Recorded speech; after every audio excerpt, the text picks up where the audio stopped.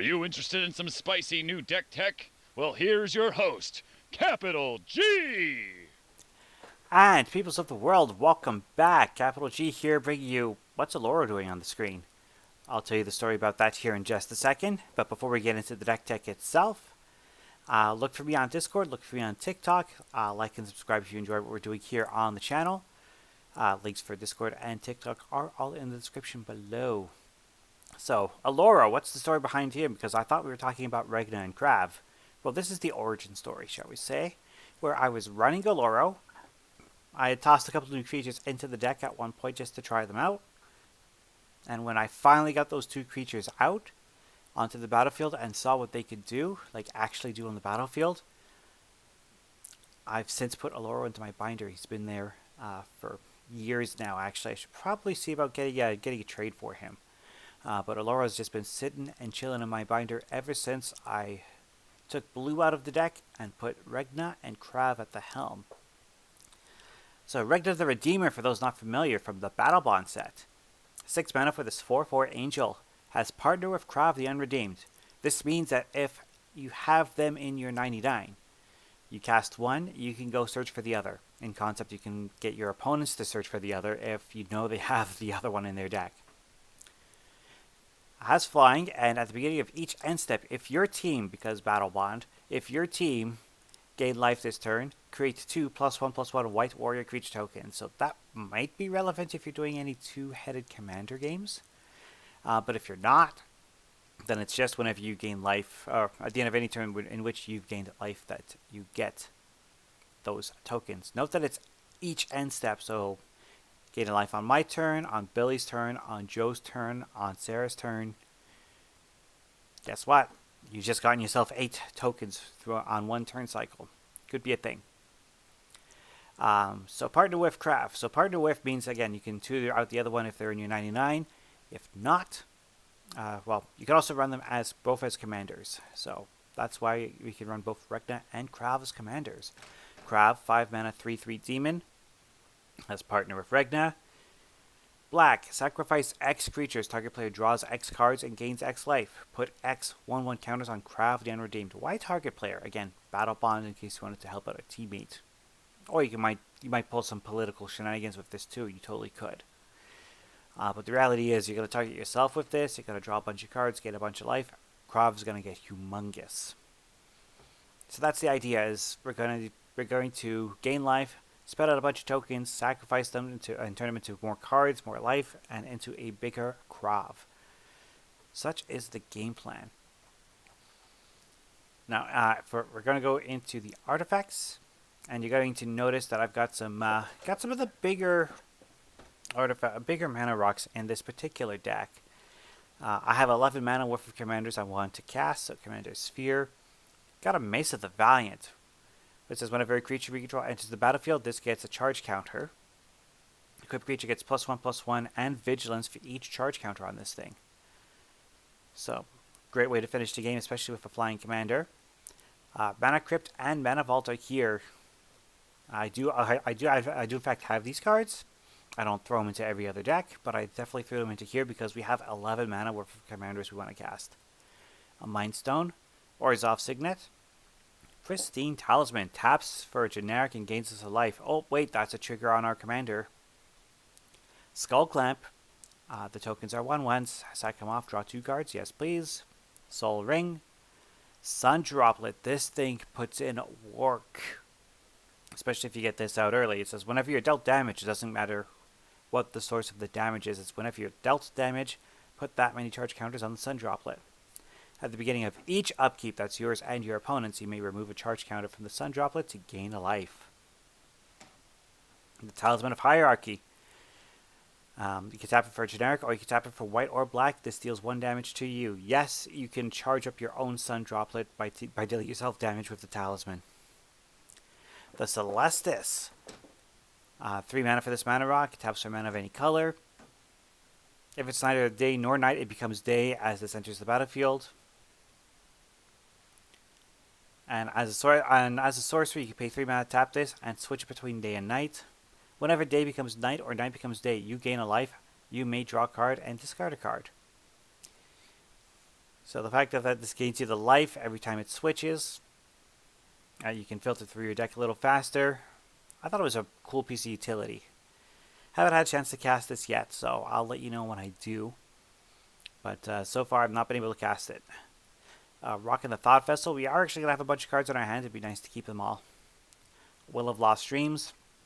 We're gaining life, so why not draw a few extra cards off of that? The Whip of Erebos, giving our creatures lifelink. Yes, please. Also, the fact that we can recur our creatures using the activated ability is always nice. Worn Power Stone is our last piece. Comes into play tapped, with taps for 2 colorless. The good news is our commanders are not color intensive to cast. It only costs like 1 white mana for Regna, 1 black mana to cast Krav, so colorless mana rocks don't hold us back. Over to our creature suite. Every time we gain life, we want to make our army bigger and badder. Archangel of Thune helps us with that. The Butcher of Malakir. Our tokens are going to die. We're going to take our opponent's creatures with them. Cliffhaven Vampire. Every instance where we gain life, each opponent loses a life. So it doesn't matter if we gain 1 life or 5, our opponents will lose 1. But if we gain 1, then we gain 1, then we gain 1, then we gain 1, then we gain 1. This adds up in a hurry. Corpse Knight. Whenever another creature enters the battlefield under our control, each opponent loses a life. Hey, we're getting at least 2 tokens at the end of every end step. This is going to add up in a hurry. Crested Sunmare. At the beginning of each end step, if we've gained life, we get a 5/5 horse. Oh wait, other horses we control have indestructible as long as this is on the battlefield. Yes, please. Cruel Celebrant. Whenever this or another creature or planeswalker we control dies, our opponents lose a life and we gain a life. Daxos. Whenever another creature we control enters the battlefield or dies, we gain a life. Elas Ilkor, the newest addition to the deck. A 2/2 with Death Touch. Whenever another creature enters the battlefield under our control, we gain a life. Whenever one of our creatures dies, each opponent loses a life. Kambal. This punishes our opponents for casting non-creature spells. And it rewards us for it, too. Kokusho. Sometimes you just need another big flying beater. Especially one that if it dies for some reason, it makes all of our opponents lose 5 life and we gain 15 life. We totally gain 15 life every time with this. Core Celebrant. When this or another creature enters the battlefield under our control, we gain a life. Lampad of Death's Vigil. 1 mana, sack a creature. Each opponent loses a life. We gain a life. Marauding Blight Priest. Whenever we gain life, each opponent loses a life. Priest of Forgotten Gods. Sacrifice 2 other creatures. For example, our tokens that we get off of our commander. Any number of target players each lose 2 life and sacrifice a creature. We add double black to our mana pool and draw a card. Regal Bloodlord. Beginning of each end step, if we've gained life, we get a bat. Runescarred Demon. When this enters the battlefield, we get to tutor out a card. And it's also just a big 6/6 beater. Selfless Glipweaver. I thought this was a fun little addition. 3 mana for this 2/3 human cleric. We can once it's on the battlefield, we can exile it to give all of our creatures indestructible until end of turn. We also have the option of casting it as Deadly Vanity, a very powerful board wipe. Triple black 5. Choose a creature or planeswalker, then destroy all other creatures and planeswalkers. So on one hand, a board wipe. On the other hand, a way to protect our board. Sad Robot, of course. Orzhov doesn't ramp very well, so this helps us a little bit. Teysa Karlov. If a creature dying causes a triggered ability of a permanent we control the trigger, it triggers it again. The Death Harmonicon. Creature tokens we control, and we do generate a bunch of creature tokens, have Vigilance and Lifelink. Yes, please. Especially since, we swing at our opponents, we gain some life, trigger our commander again. OG Teysa. Sacrifice 3 white creatures, exile a creature. Hey, our tokens are white. Also, whenever another black creature we control dies, we get a 1/1 white spirit creature token with flying. Again, not running the Darkest Night combo with this. I don't have to, though. It's already put in a ton of work on our own. Viscopa Guildmage. Whenever we gain life this turn, each opponent loses that much life. That's the mode we're running. I don't care about that first mode so much. It's that second mode. That second activated ability that we really, really like. Voltaic Servant. At the beginning of your end step, untap target artifact. Seems like a weird ad, doesn't it? This is not an artifact deck. However, we do have a lot of mana producing artifacts, some of which produce our colors. So by always having access to black mana on each and every turn, we can activate Krav each and every turn, draw a bunch of cards, make him humongous every turn, and we're going to get those tokens back anyways that we're sacrificing, because that's what Regna does. So great addition here. This also makes it so that we can untap our mana vault for free. Whisper says tap, sack 2 creatures, return target creature card from our graveyard to the battlefield. So if we're allowed to untap with this on the battlefield, and we've got Regna, then we can always use Whisper to bring our commanders back and get around the command tax. Zulaport Cutthroat rounds it out. When this or another creature we control dies, each opponent loses a life and we gain a life. Moving on to enchantments. Another new addition to the deck, Agent of the Iron Throne. We have 2 commanders. Backgrounds are amazing when we have 2 commanders. Especially this one, when commander creatures you own have the ability, whenever an artifact or a creature you control is put into the graveyard from the battlefield, each opponent loses a life. Well, that's what we're doing, and we've got 2 commanders, which means if we've got them both out, we've got this out. Our opponents are losing 2 life a shot to this one enchantment. Blind Obedience. Artifacts and creatures our opponents control enter the battlefield tapped, and that extort will just add on to all those cuts that we're making. It's death by 1,000 cuts, and the extort always helps with that. Cleric Class. I thought this. I tossed this in just to try it out, and it turns out to be amazing. For 1 white enchantment, if you would gain life, gain that much life plus 1 instead. Just really pad out our life totals, especially when we have our Sun Droplet, because then every damage our opponents deals us, we potentially gain 2 back. Level 2, whenever you gain life, put a 1/1 counter on target creature you control, every instance of life gain. So it's 4 mana to get to level 2, but that is a very powerful effect.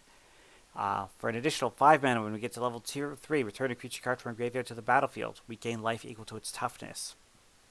So really, we only really need to get it to level 2, but level 3 is just a recursion spell just in our back pocket. Dictative Erebos. We're sacrificing creatures, so are our opponents. Of course, Exquisite Blood and, to the surprise of no one, Sanguine Bond are both here. So we are running this combo in order to end the game if we manage to get both of them onto the battlefield. So Exquisite Blood, of course, is whenever an opponent loses life, we gain that much life. And then whenever we gain life, target opponent loses that much life. So that cycle puts in a ton of work. Oath of Lieges. Again, Orzhov doesn't wrap very well, so I don't mind taking the risk with this particular white card. During each player's upkeep, if that player controls fewer lands than target opponent, so if I've got fewer lands than Billy, I can go get a basic, put it onto the battlefield, untapped, ready to use. If Billy has fewer basics than Sarah, Billy can go get one on his upkeep, so on and so forth. So very risky because we are going to be giving some of our opponents additional basic lands. But I think it's worth it because we're very, very mana hungry in this deck. Phyrexian Arena, if we get this out early, it just draws us a bunch of extra cards. And we've already looked at Sanguine Bond, so let us move on to our instants and sorceries. Despark. Exiles a permanent mana value 4 or greater. Fracture destroys any artifact, enchantment, or planeswalker for 2 mana. Pretty efficient, very versatile. I like it. Mortify destroys a creature or enchantment. A lot of people don't like Mortify. They don't think it hits enough targets for 3 mana. I think it's perfectly serviceable. And Utter End rounds that out. Exile an online permanent. Again, 4 mana is a little expensive for that effect. That's what I've got right now. I haven't had a chance to upgrade the instant speed removal package in a hot minute, but once I have that opportunity, I'll definitely do better with that. Definitely room for improvement there. Sorceries. I've got another way of winning the game. Approach of the Second Sun. If the spell is cast from our hand, if we've cast another spell named Approach of the Second Sun this game, we win. So our goal is, of course, to try and cast this twice.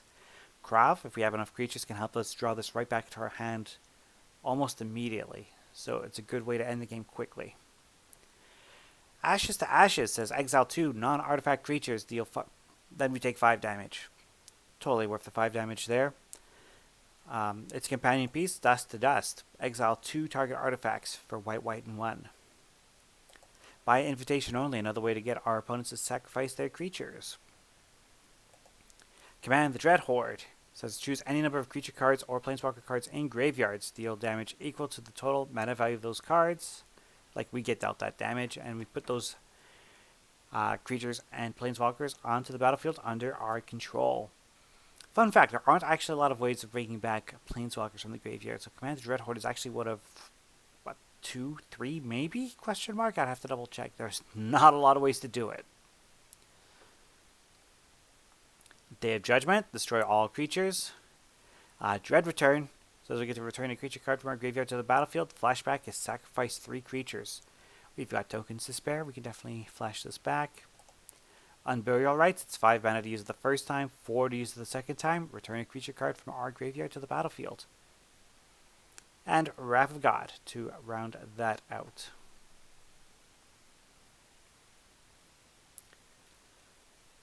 Alright, on that, we're going to go to our mana base. So Ash Barrens has got the basic land cycling. We've got 37 lands. We are mana hungry, so I'm running a pretty generous number of lands. So Ash Barrens, the command Beacon, make it a little easier to get around that command tax. Command Tower, the Evolving Wilds. Fetid Heath, Isolated Chapel, Kabira Crossroads, New Benalia for the Scry, Orzhov Basilica, Path of Ancestry. If we're casting any other angels or demons, we get the Scry. 8 plains. Now, it's not pictured here, but the plains and swamps I have are from the Ravnica Guild deck that they had when they were doing the most recent Ravnica sets. So it's got the Orzhov logo printed on them. They're fantastic. They're gorgeous lands. Perfect fit for the deck. Radiant Fountain, Reliquary Tower, Scoured Barrens, Shine, Shadow, Snarl, Shizo, Death Storehouse, 8 Swamps, a Temple of Silence, Temple of the False God, Terramorphic Expanse, Vault of the Archangel, Westvale Abbey, and Zhalfirin Void to round it all out. Pretty solid mana base. Actually, one way I could probably improve it is by adding, like a subtle improvement, swapping out the Evolving Wilds and Terramorphic Expanse in favor of some of the new Capenna hideouts. The ones that you play them, you sack them immediately to go get a basic, but you also gain a life. I should be able to add at least, I could probably add all 5 of them here if I wanted to. The reason I would consider that is just because of the additional life gain I'd get from it. So that is definitely something I'm thinking about. Haven't put into practice yet, but definitely something I am considering.